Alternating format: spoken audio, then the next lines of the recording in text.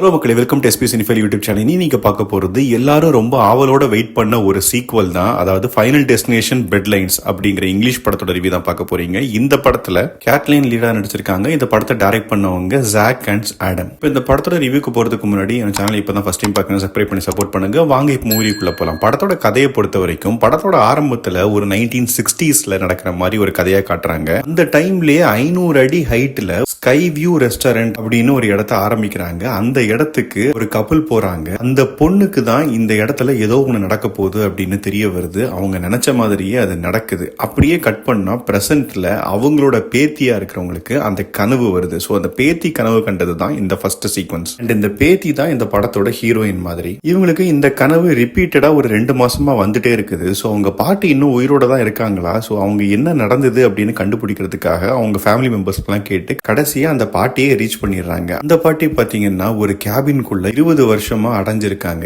ஏன் அப்படின்னா அந்த கேபினை விட்டு வெளியே வந்துட்டா அவங்களுக்கு சாவு வந்துடும். அந்த சாவு வந்துருச்சு அப்படின்னா அவங்க ஃபேமிலி மெம்பர்ஸ் எல்லாரும் செத்துருவாங்க. இது ஏன் இப்படி நடக்குது அப்படின்னா இந்த 60sல நடந்த சீக்வன்ஸ்ல யாரும் சாகல, இவங்க காப்பாத்திடுறாங்க. சோ காப்பாற்றப்பட்டாங்க அப்படின்னா அந்த சாவு வந்து அவங்களை துரத்திட்டே இருக்கும். அந்த மாதிரி தான் இவங்களையும் துரத்துது. சோ இப்ப இவங்க சொன்ன மாதிரி அந்த சாவு அந்த குடும்பத்துக்கு வந்ததா இல்லையா, இல்ல அந்த சாவை இவங்க தடுத்துட்டாங்களா, அதுக்கப்புறம் என்ன நடந்தது அப்படிங்கறத இந்த படத்தோட மிச்ச கதை. இது ஒரு ஹாரர் த்ரில்லர் ஜானர். இப்ப இந்த படத்தோட பாசிட்டிவ்ஸ் நெகட்டிவ்ஸ் பார்க்கலாம். முதல் பாசிட்டிவ் தோன்றது இந்த படத்தோட ஃபர்ஸ்ட் 10 நிமிஷம் இருந்த அதாவது 60s சீக்வன்ஸ் வந்து வேற லெவல்ல இருக்கும். அதே மாதிரி அதுக்கு அடுத்தடுத்த சீக்வன்ஸும் பாத்தீங்கன்னா ரொம்பவே ஒரு டிஃபரெண்டான தாட் ப்ராசஸ்ல எடுத்திருப்பாங்க. இந்த ஃபைனல் டெஸ்டினேஷனுக்கே உரியதான ஒரு டெம்ப்ளேட்ல தான் இந்த படமும் நகரும். ஆனா இதுல ஒரு டிஃபரெண்டான ஒரு ஸ்டோரி பிளாட்டை கொண்டு வந்திருப்பாங்க. அதுவும் நல்லா இருந்தது. அண்ட் நம்ம சாவை ஸ்கிப் பண்ணிடலாம் அப்படிங்கிற மாதிரி ஒரு பிளான் ஒன்று பண்ணுவாங்க. ஆனா நீ என்ன பண்ணாலும் சாவு ஒன்னு துரத்திட்டு வரும் அப்படிங்கிற ஒரு கான்செப்டை வந்து இதுல கரெக்டா சொல்லியிருக்காங்க. அண்ட் இந்த படத்துல சினிமோட்டோகிராஃபி அண்ட் செட் ஒர்க் ரெண்டுமே வந்து ரொம்பவே சூப்பரா இருந்தது. இதெல்லாம் தான் அந்த படத்தோட பாசிட்டிவ்ஸ். இப்ப நெகட்டிவ் சைட் பார்க்கலாம். எனக்கு முதல் நெகட்டிவா தோன்றது இதுக்கு முந்தின சீரியஸ்லாம் பாத்தீங்கன்னா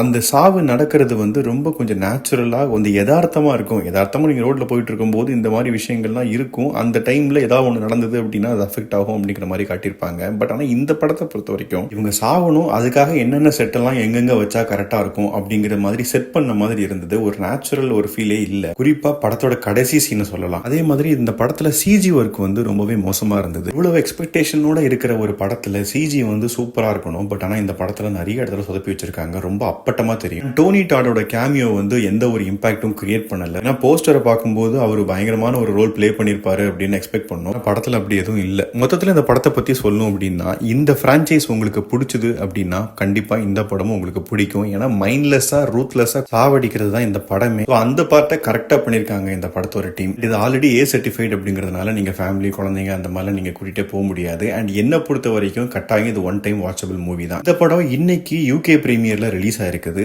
ஆக்சுவல் ரிலீஸ் டேட் வந்து மே 15 தான். அந்த டைம்ல தான் நம்ம ஊர்லயும் ரிலீஸ் ஆகுது, தமிழ் டப்பிங்லயும். நீங்க படம் பார்த்துட்டு எப்படி இருந்தது அப்படிங்கறத கமெண்ட் செக்ஷன்ல சொல்லுங்க. அடுத்த தடவை சந்திக்கிறேன். Bye, take care.